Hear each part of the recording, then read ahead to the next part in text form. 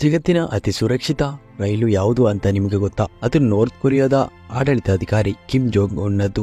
ವಿಶ್ವದಾದ್ಯಂತ ಹಲವಾರು ಕಡೆ ಅವರನ್ನು ಕೊಲ್ಲಲು ಬೇಕಾಗಿ ಪ್ರತಿಕ್ಷಣ ಕಾಯ್ತಾ ಇದ್ದಾರೆ. ಆದರೆ ಹಲವಾರು ವಿವಿಧ ರೀತಿಯ ಅಟ್ಯಾಕ್ಗಳಿಂದ, ಬಾಂಬ್ ಸ್ಫೋಟನೆಗಳಿಂದ ಆತನನ್ನು ರಕ್ಷಿಸಲು ಈ ಟ್ರೈನ್ಗೆ ಸಾಧ್ಯವಾಗುತ್ತೆ. ನಮಸ್ಕಾರ, ಇದು ನಾನು ಕನ್ನಡಿಗ. ಹೊಸದೊಂದು ವಿಡಿಯೋಗೆ ಎಲ್ರಿಗೂ ಸ್ವಾಗತ. ಇವತ್ತು ನಾನು ಹೇಳಲು ಹೊರಟಿರುವುದು ಯಾರನ್ನು ಅಚ್ಚರಿಗೊಳಿಸಿರುವ ಟ್ಯಾಂಗೋ ಎನ್ನುವ ನಾರ್ತ್ ಕೊರಿಯಾದ ಟ್ರೈನ್ನ ಬಗ್ಗೆ. ಹಾಗಾದರೆ ಡೈರೆಕ್ಟ್ ಆಗಿ ವಿಡಿಯೋವನ್ನೇ ಶುರು ಮಾಡುವ.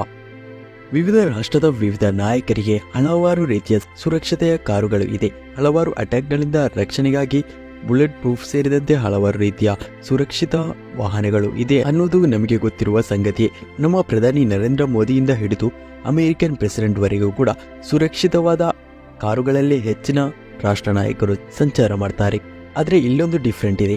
ನಾರ್ತ್ ಕೊರಿಯಾದ ಆಡಳಿತಾಧಿಕಾರಿ ಕಿಮ್ ಜೋಂಗ್ ಉನ್ ಮಾತ್ರ ಅವರ ಪ್ರಯಾಣಕ್ಕೆ ಹೆಚ್ಚು ಉಪಯೋಗ ಮಾಡುವುದು ಕಾರುಗಳಿಗಿಂತ ಟ್ರೈನೇ ಹೆಚ್ಚು. ಅವರ ಪ್ರಯಾಣಕ್ಕೆ ಟ್ಯಾಂಗೋ ಎನ್ನುವ ಟ್ರೈನ್ ಅನ್ನು ಉಪಯೋಗ ಮಾಡ್ತಾರೆ. ನಾರ್ತ್ ಕೊರಿಯಾ ರಾಷ್ಟ್ರದಾದ್ಯಂತ ಸಂಚಾರ ಮಾಡಲು, ಹಾಗೆ ಹೊರಗಿನ ದೇಶಕ್ಕೂ ಕೂಡ ಸಂಚಾರ ಮಾಡಲು ಕೆಲವೊಮ್ಮೆ ಈ ಟ್ಯಾಂಗೋ ಟ್ರೈನ್ ಅನ್ನು ಉಪಯೋಗ ಮಾಡ್ತಾರೆ ಅಲ್ಲಿನ ಆಡಳಿತಾಧಿಕಾರಿ. ಅಂದ್ರೆ 10,000 ಕಿಲೋಮೀಟರ್ಗಿಂತ ಹೆಚ್ಚು ಕೂಡ ಇವರು ವಿವಿಧ ರಾಷ್ಟ್ರಕ್ಕೆ ಹೋಗಿ ಅಲ್ಲಿನ ಆಡಳಿತಾಧಿಕಾರಿಯನ್ನು ಭೇಟಿ ಮಾಡುವುದು ಈ ವಾಹನದಲ್ಲೇ ಸಂಚರಿಸಿ. ಈ ಟ್ರೈನ್ಗೆ ಹಲವಾರು ವಿಶೇಷತೆ ಇದೆ. ಅದನ್ನು ತಿಳಿದುಕೊಳ್ಳುವುದಕ್ಕಿಂತಲೂ ಮೊದಲು ಈ ಟ್ರೈನ್ನ ಇತಿಹಾಸವನ್ನು ನಾವು ತಿಳಿದುಕೊಳ್ಳಬೇಕಾಗಿ ಬರುತ್ತೆ. ಈ ಕಿಮ್ ಜೋಂಗ್ ಉನ್ನ ತಂದೆ ತಾತ ಉಪಯೋಗ ಮಾಡಿದ್ದ ಟ್ರೈನ್ ಆಗಿತ್ತು ಈ ಟ್ಯಾಂಗೋ ಎನ್ನುವ ಟ್ರೈನ್. 1984ರಲ್ಲಿ ಅಂದ್ರೆ ಕೊರಿಯನ್ ಯುದ್ಧ ನಡೀತಾ ಇದ್ದ ಸಂದರ್ಭದಲ್ಲಿ ಆಡಳಿತಾಧಿಕಾರಿಯ ಸುರಕ್ಷತೆಗಾಗಿ ತಯಾರು ಮಾಡಿದ್ದ ಸ್ಪೆಷಲೈಸ್ಡ್ ಟ್ರೈನ್ ಆಗಿತ್ತು ಟ್ಯಾಂಗೋ ಎನ್ನುವ ಟ್ರೈನ್. ಆವತ್ತಿನ ಕಾಲದಲ್ಲಿ ಆತನ ತಾತ ಕಿಮ್ ಜೋಂಗ್ ಅವರು ಯುದ್ಧದ ಸಂದರ್ಭದಲ್ಲಿ ರಾಷ್ಟ್ರದಾದ್ಯಂತ ಸಂಚರಿಸಲು, ಹಾಗೆ ವಿದೇಶ ಪ್ರಯಾಣಕ್ಕೆ ಅಂದ್ರೆ Vietnam, East Europe, Poland, Germany ಇತ್ಯಾದಿ ದೇಶಗಳಿಗೆ ಭೇಟಿಯನ್ನು ನೀಡಲು ಈ ಟ್ರೈನ್ ಅನ್ನು ಮೊದಲ ಬಾರಿಗೆ ಉಪಯೋಗ ಮಾಡಿದ್ರು. ಅಂದ್ರೆ ನಾರ್ತ್ ಕೊರಿಯಾ ಎಲ್ಲಿದೆ ಅಂತ ನಮಗೆ ಗೊತ್ತು, ಈಸ್ಟ್ ಯುರೋಪ್ ಎಲ್ಲಿದೆ ಅಂತ ನಮಗೆ ಗೊತ್ತು. ಅಷ್ಟು ದೂರದ ಪ್ರಯಾಣವನ್ನು ಕೂಡ ಈ ಟ್ರೈನ್ನಲ್ಲೇ ಮಾಡಿದ್ರು ಆತನ ತಾತ. ಅದು ಮಾತ್ರವಲ್ಲದೆ ರಾಷ್ಟ್ರದಾದ್ಯಂತ ವಿವಿಧ ಕಡೆಯಲ್ಲಿ ಈ ರೈಲನ್ನು ನಿಲ್ಲಿಸಲು ವಿವಿಧ ಸ್ಟೇಷನ್ಗಳು, ಹಾಗೆ ಅಲ್ಲಿ ವಾಸಿಸಲು ವಿವಿಧ ಕಟ್ಟಡಗಳನ್ನು ಕೂಡ ಆವತ್ತೇ ಈತನ ತಾತ ಕಟ್ಟಿಕೊಂಡಿದ್ರು. ಅವರ ಮರಣದವರೆಗೂ ಕೂಡ ಈ ಟ್ರೈನ್ನಲ್ಲೇ ಪ್ರಯಾಣವನ್ನು ಮಾಡ್ತಾ ಇದ್ರು. ಕಿಮ್ ಜೋಂಗ್ ತೀರಿ ಹೋದ ಬಳಿಕ ಕಿಮ್ ಜೋಂಗ್ ಇಲ್ ಅಂದ್ರೆ ಈಗ ಆಡಳಿತ ಮಾಡ್ತಾ ಇರುವ ಕಿಮ್ ಜೋಂಗ್ ಉನ್ನ ತಂದೆ ಈ ಟ್ರೈನ್ ಅನ್ನು ಉಪಯೋಗ ಮಾಡ್ತಾರೆ. 1994ರಿಂದ ಆರಂಭವಾದ ಅವರ ಆಡಳಿತ 2011ರವರೆಗೂ ಇತ್ತು. ಇಷ್ಟು ಮಟ್ಟಿಗೆ ಇವರು ಪ್ರಯಾಣ ಮಾಡಿದ್ರು ಅಂದ್ರೆ 2011ರಲ್ಲಿ ಇವರು ಸಾಯುವ ವೇಳೆಗೆ ಹೃದಯಾಘಾತದಿಂದ ಈ ಟ್ರೈನ್ನಲ್ಲೇ ಅವರು ಸಾವನ್ನಪ್ಪಿದ್ರು. ಇವರು ಮೊದಲಿಗೆಲ್ಲ ಆಡಳಿತ ಸ್ವೀಕರಿಸಿದ ಸಂದರ್ಭದಲ್ಲಿ ವಿಮಾನದಲ್ಲೇ ವಿವಿಧ ರಾಷ್ಟ್ರಕ್ಕೆ ಭೇಟಿಯನ್ನು ನೀಡ್ತಾ ಇದ್ರು. ಆದರೆ ಒಂದು ದಿವಸ ಈ ವಿಮಾನದ ಮೇಲೆ ಅಟ್ಯಾಕ್ ನಡೆದ ವೇಳೆಗೆ ಇವರು ಹೇಗಾದ್ರೂ ಬಚಾವಾಗಿದ್ರು. ಅದಾದ ಬಳಿಕ ವಿಮಾನದಲ್ಲಿ ಸಂಚಾರ ಮಾಡದೆ ಹೆಚ್ಚಾಗಿ ಇವರು ಟ್ರೈನಲ್ಲೇ ಸಂಚಾರವನ್ನು ಮಾಡ್ತಾರೆ. ತನ್ನ ತಂದೆಗಿಂತ ಇವರೇ ಸ್ವಲ್ಪ ಹೆಚ್ಚಾಗಿ ಈ ಟ್ರೈನನ್ನು ಒಳ್ಳೆ ರೀತಿಯಲ್ಲಿ ಪ್ರೊಟೆಕ್ಷನ್ ತರ್ತಾರೆ. 2001 ಇಸವಿಯಲ್ಲೇನು ಇವರು ನಾರ್ತ್ ಕೊರಿಯಾದಿಂದ ರಷ್ಯಾದ ಮಾಸ್ಕೋವರೆಗೂ 10 ದಿವಸಗಳ ಕಾಲ ರೈಲಿನಲ್ಲಿ ಪ್ರಯಾಣವನ್ನು ಮಾಡಿದ್ರು. ಅದಾದ ಬಳಿಕ ಇವರ ಕಾಲಗಾಲದ ಬಳಿಕ 2011ರಲ್ಲಿ ಕಿಮ್ ಜೋಂಗ್ ಉನ್ ನಾರ್ತ್ ಕೊರಿಯಾದ ಅಧಿಕಾರವನ್ನು ಸ್ವೀಕಾರ ಮಾಡ್ತಾರೆ. ಮೊದಲಿನ ಕಾಲದಲ್ಲಿ ಇವರು ಅಧಿಕಾರ ಸ್ವೀಕಾರ ಮಾಡಿದ ಸಂದರ್ಭದಲ್ಲಿ ಈ ಟ್ರೈನ್ನಲ್ಲಿ ಪ್ರಯಾಣ ಮಾಡ್ತಾರಾ ಎನ್ನುವುದರ ಕುರಿತು ಕ್ಲಾರಿಟಿ ಇರಲಿಲ್ಲ. ಯಾಕಂದ್ರೆ ನಮಗೆ ಗೊತ್ತಿದೆ ನಾರ್ತ್ ಕೊರಿಯಾ ಹೇಗಿದೆ, ನಾರ್ತ್ ಕೊರಿಯಾದ ಜೀವನ ಹೇಗಿದೆ ಅಂತ. ಅಲ್ಲಿಂದ ಒಂದು ವಿಷಯ ಕೂಡ ಹೊರಕ್ಕೆ ಬಿಡುವುದು ತುಂಬಾ ಕಷ್ಟ. ಈ ಹಿಂದೆ ನಾರ್ತ್ ಕೊರಿಯಾದ ಕುರಿತಾಗಿ ನಮ್ಮ ಚಾನೆಲ್ನ ವಿಡಿಯೋ ಇದೆ, ಅದನ್ನು ನೋಡದೇ ಇದ್ರೆ ಐ ಬಟನ್ ನಲ್ಲಿ ಕೊಡ್ತಿದ್ದೇನೆ. ಈ ವಿಡಿಯೋ ನೋಡಿ, ಆದ ಬಳಿಕ ಅದನ್ನು ನೋಡಿ. ತನ್ನ ತಂದೆ ತಾತ ಉಪಯೋಗ ಮಾಡಿದ್ದ ಒಂದು ಕುಟುಂಬ ಸ್ವತ್ತು ಎಂದೇ ಕರೆಸಿಕೊಳ್ಳಬಹುದಾದ ಈ ಟ್ರೈನ್ ಅನ್ನು ಇವರು ಒಳ್ಳೆ ರೀತಿಯಲ್ಲೇ ಉಪಯೋಗ ಮಾಡ್ತಾರೆ. ರಷ್ಯಾ, ಸ್ಪೇನ್ ಸೇರಿದಂತೆ ಹಲವಾರು ರಾಷ್ಟ್ರಗಳಿಗೆ ಭೇಟಿಯನ್ನು ಮಾಡಲು ಈ ಟ್ರೈನ್ನಲ್ಲೇ ಹೋಗ್ತಾನೆ ಇವನು. ಈ ಟ್ರೈನ್ನ ಸ್ಪೀಡ್ ಅನ್ನು ನೋಡ್ತಾ ಇದ್ರೆ ಇದು ಕೇವಲ 60 km/h ನಲ್ಲಿ ಮಾತ್ರವೇ ವೇಗದಲ್ಲಿ ಹೋಗ್ತಾ ಇದೆ. ಇವತ್ತಿನ ಕಾಲದಲ್ಲಿ 360 km/h ವೇಗದಲ್ಲಿ ಹೋಗುವ ಟ್ರೈನ್ಗಳಿವೆ. ಆದರೂ ಕೂಡ ಇಷ್ಟು ಕಡಿಮೆ ವೇಗದಲ್ಲಿ ಹೋಗ್ತಾ ಇರುವ ಟ್ರೈನ್ ಅನ್ನು ಯಾಕೆ ನಾರ್ತ್ ಕೊರಿಯಾದ ಆಡಳಿತಾಧಿಕಾರಿ ಉಪಯೋಗ ಮಾಡ್ತಾರೆ, ಈ ಟ್ರೈನ್ ಹೇಗೆ ಶತ್ರುಗಳ ಅಟ್ಯಾಕ್ಗಳಿಂದ ರಕ್ಷಿಸುತ್ತೆ ಎನ್ನುವುದನ್ನು ತಿಳಿದುಕೊಳ್ಳುವುದಾದ್ರೆ, ಪ್ರಮುಖವಾಗಿ ನೋಡುವುದಾದ್ರೆ ಈ ಟ್ರೈನ್ನಲ್ಲಿ 20 ಬೋಗಿಗಳಿವೆ, 2 ಇಂಜಿನ್ ಕಂಪಾರ್ಟ್ಮೆಂಟ್ ಇದೆ. ನಾವು ರಾಷ್ಟ್ರ ನಾಯಕರುಗಳ ಕಾರನ್ನು ನೋಡ್ತಾ ಇದ್ರೆ ಕಾರ್ನ ಗ್ಲಾಸ್ ಮಾತ್ರ ಬುಲೆಟ್ ಪ್ರೂಫ್ ಆಗಿರುತ್ತೆ.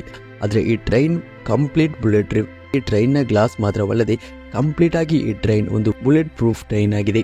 ಅಂದ್ರೆ ಮೇಲಿನಿಂದ ಸೈಡ್ನಿಂದ ನೋಡಿದ್ರು ಕೂಡ ಕಂಪ್ಲೀಟ್ ಆಗಿ ಬುಲೆಟ್ ಪ್ರೂಫ್ ಟ್ರೈನ್ ಆಗಿದೆ ಇದು. ಇನ್ನು ಈ ಬೋಗಿಗಳಲ್ಲಿ ಹಲವಾರು ವಿಶೇಷತೆಗಳು ಕೂಡ ಇದೆ. ಒಂದು ಬೋಗಿಯಲ್ಲಿ ಕಿಮ್ ಜೋಂಗ್ ಉನ್ನ ಆಫೀಸ್ ಇದೆ. ಹೆಚ್ಚಾಗಿ ಈ ಟ್ರೈನ್ನಲ್ಲಿ ಸಂಚಾರ ಮಾಡ್ತಾ ಇರುವುದರಿಂದ ಆಡಳಿತದ ಹೆಚ್ಚಿನ ಕೆಲಸವನ್ನು ಪ್ರಯಾಣ ಮಾಡುವ ವೇಳೆಗೆ ಟ್ರೈನ್ನಲ್ಲಿರುವ ಆಫೀಸ್ ಬೋಗಿಯಲ್ಲೇ ಕೂತು ಕೆಲಸವನ್ನು ಆಡಳಿತವನ್ನು ಮಾಡ್ತಾರೆ ಕಿಮ್ ಜೋಂಗ್ ಉನ್. ಇಲ್ಲಿ ಆಫೀಸ್ನಲ್ಲಿರುವ ಎಲ್ಲ ಉಪಕರಣಗಳು, ಟಿವಿ ಸೇರಿದಂತೆ ಎಲ್ಲವೂ ಇದೆ. ಎರಡನೆಯದು ನೋಡುವುದಾದ್ರೆ 2 ಬೋಗಿಗಳಲ್ಲಿ ರಿಸೆಪ್ಷನ್ ಕಂಪಾರ್ಟ್ಮೆಂಟ್ ಇದೆ. ಅಂದರೆ ಒಳ್ಳೆ ರೀತಿಯಲ್ಲೇ ಅಲಂಕಾರ ಮಾಡಿರುವ ಪಿಂಕ್ ಹಾಗೆ ಬಿಳಿ ಬಣ್ಣದ ಬೋಗಿಯಾಗಿದೆ ಇದು. ಮೂರನೇದಾಗಿ ಕಾನ್ಫರೆನ್ಸ್ ಕ್ಯಾರೇಜ್, ಅಂದರೆ ಇಲ್ಲಿ ಆಫೀಸರ್ಸ್ಗಳೊಂದಿಗೆ ಕಾನ್ಫರೆನ್ಸ್ ಟಾಕ್ಗಳು ಇಲ್ಲಿ ನಡೆಯುತ್ತೆ. ಇಲ್ಲಿ ಕೂಡ ಹಲವಾರು ದೊಡ್ಡ ದೊಡ್ಡ ಸೋಫಾ, ಕುರ್ಚಿಗಳು, ಟಿವಿಗಳು ಸೇರಿದಂತೆ ಹಲವಾರು ಕಾನ್ಫರೆನ್ಸ್ ರೂಮ್ನಲ್ಲಿ ಹೇಗಿರುತ್ತೆ ಆ ಐಟಮ್ಸ್ಗಳೆಲ್ಲವೂ ಇದೆ. ಇನ್ನೊಂದು ಕ್ಯಾರೇಜ್ ನೋಡುವುದಾದ್ರೆ ರೆಸ್ಟೋರೆಂಟ್. ಈ ರೆಸ್ಟೋರೆಂಟ್ ಕ್ಯಾರೇಜ್ನಲ್ಲಿ ಹಲವಾರು ತಿಂಡಿ ತಿನಿಸುಗಳೇ ಇವೆ. ಪ್ರಖ್ಯಾತ ಶೆಫ್ಗಳು ಇಲ್ಲಿ ತಿಂಡಿ ತಿನಿಸುಗಳನ್ನು ಕಿಮ್ ಜಾಂಗ್ ಉನ್ಗೆ ತಯಾರು ಮಾಡ್ತಾರೆ. ಕೊರಿಯನ್, ಫ್ರೆಂಚ್, ಜಪಾನೀಸ್ ಸೇರಿದಂತೆ ಹಲವಾರು ಭಕ್ಷಣ ಸದ್ಯಗಳು ಬೇಕಾದಷ್ಟು ಇಲ್ಲಿ ಇದೆ. ಇನ್ನೊಂದು ಕ್ಯಾರೇಜ್ನಲ್ಲಿ ಅವರ ಬೆಡ್ರೂಮ್ ಇದೆ. ಅವರಿಗೆ ಬೇಕಾದ ರೀತಿಯಲ್ಲಿ ವಿಶಾಲವಾದ ಬೆಡ್ರೂಮ್ ಅನ್ನು ತಯಾರು ಮಾಡಲಾಗಿದೆ. ಇನ್ನೊಂದು ಕ್ಯಾರೇಜ್ನಲ್ಲಿ ಟಾಯ್ಲೆಟ್ ಇದೆ. ಬೇಕಾದ ರೀತಿ ಸ್ನಾನ ಮಾಡಲು ಬಾತ್ರೂಮ್ ಕ್ಯಾರೇಜ್ ಈ ಟ್ರೈನ್ನಲ್ಲಿದೆ. ಇನ್ನೊಂದು ಕ್ಯಾರೇಜ್ನಲ್ಲಿ ಬರುವುದು ಆರ್ಮಿ. ಆತನನ್ನು ಸುರಕ್ಷತೆಯಿಂದ ಕಾಪಾಡಲು ಅಲ್ಲಿನ ಆರ್ಮಿ ಸದಾ ಸನ್ನದ್ಧರಾಗಿ 2 ಬೋಗಿಯಲ್ಲಿ ಹಿಂದೆ ಮತ್ತು ಮುಂದೆ ಇರ್ತಾರೆ. ಅವರ ಆರೋಗ್ಯವನ್ನು ಚೆಕ್ ಮಾಡಲು, ಆರೋಗ್ಯದಲ್ಲಿ ಎಲ್ಲಾದರೂ ಏರುಪೇರು ಆದರೂ ಕೂಡ ಚೆಕ್ ಮಾಡಲು ಅಲ್ಲಿ ಡಾಕ್ಟರ್ ಸೇವೆಗಳು ಕೂಡ ಇದೆ. ಅದು ಅಲ್ಲದೆ ಈ ಟ್ರೈನ್ನಲ್ಲಿ ಆಯುಧಗಳ ಒಂದು ರಾಶಿಯೇ ಇದೆ. ಹಲವಾರು ಆಯುಧಗಳು ಸುರಕ್ಷತೆಯಿಂದ ನೋಡಿಕೊಳ್ಳಲು ಇದೆ. ಎಲ್ಲಾದರೂ ಏರ್ಕ್ರಾಫ್ಟ್ ಮೂಲಕ ಮಿಸೈಲ್ಗಳನ್ನು ಉಡಾವಣೆ ಮಾಡಿದರೆ ಅದರ ವಿರುದ್ಧವಾಗಿ ಹೋಗುವ ಆಂಟಿ ಮಿಸೈಲ್ಗಳು ಕೂಡ ಈ ಟ್ರೈನ್ನಲ್ಲಿದೆ. ಹಲವಾರು ಮಿಷನರಿಗಳನ್ನು ಕೂಡ ಇದೆ. ಎಲ್ಲಾದರೂ ಈ ಟ್ರೈನ್ ಅಪಘಾತವಾಯಿತು, ಅಲ್ಲಿಂದ ಕಿಮ್ ಜಾಂಗ್ ಉನ್ ರಕ್ಷಣೆಯಾಗಬೇಕಾಗಿದ್ರೆ ಈ ಟ್ರೈನ್ನಲ್ಲಿ ಹೆಲಿಕಾಪ್ಟರ್ ಸೇವೆ ಕೂಡ ಇದೆ. ಹೊರ ರಾಷ್ಟ್ರಕ್ಕೆ ಹೋದರೆ ಟ್ರೈನ್ ಮೂಲಕ ಸಂಚಾರ ಮಾಡಿದರೂ ಕೂಡ ಅಲ್ಲಿಂದ ಮುಂದಕ್ಕೆ ಹೋಗಲು ಅವರ ಸ್ವಂತ ಕಾರನ್ನೇ ಉಪಯೋಗ ಮಾಡ್ತಾರೆ. ಅದಕ್ಕಾಗಿ ಬೇಕಾದ ಕಾರನ್ನು ಕೂಡ ಅವರು ಈ ಟ್ರೈನ್ನಲ್ಲೇ ತರ್ತಾರೆ. ಇಷ್ಟೆಲ್ಲ ಹೇಳಿದಾಗ ನಿಮಗೆ ಅನಿಸಿರ್ಬೋದು, ಇವರ ಟ್ರೈನ್ ಹೋಗುವ ವೇಳೆಗೆ ಟ್ರ್ಯಾಕನ್ನು ತಪ್ಪಿಸಿದ್ರೆ ಆಯ್ತಲ್ಲ, ಸಿಂಪಲ್ ಆಗಿ ಕತೆ ಮುಗಿಯುತ್ತಲ್ಲ ಅಂತ.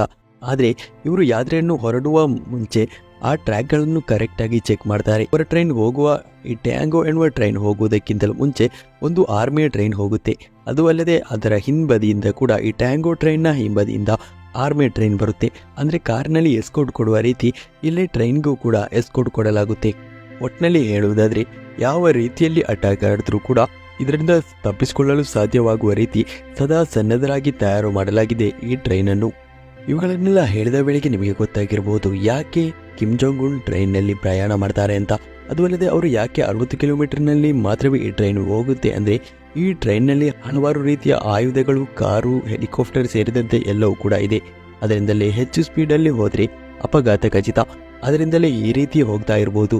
ಇವಿಷ್ಟು ಕಿಮ್ ಜಾಂಗ್ ಉನ್ನ ಟ್ರೈನ್ನ ಕುರಿತಾದ ವಿಷಯ. ಈ ವಿಡಿಯೋ ನಿಮಗೆ ಇಷ್ಟವಾಗಿದ್ದರೆ ಈಗಲೇ ಈ ವಿಡಿಯೋವನ್ನು ಲೈಕ್ ಮಾಡಿ, ಮುಂದಕ್ಕೆ ವಿಡಿಯೋಗಳನ್ನು ಹಾಕಲು ಮೋಟಿವೇಶನ್ ಅನ್ನು ಕೊಡಲು ಸಬ್ಸ್ಕ್ರೈಬ್ ಮಾಡಿ, ಸಪೋರ್ಟ್ ಅನ್ನು ಕೂಡ ಮಾಡಿ.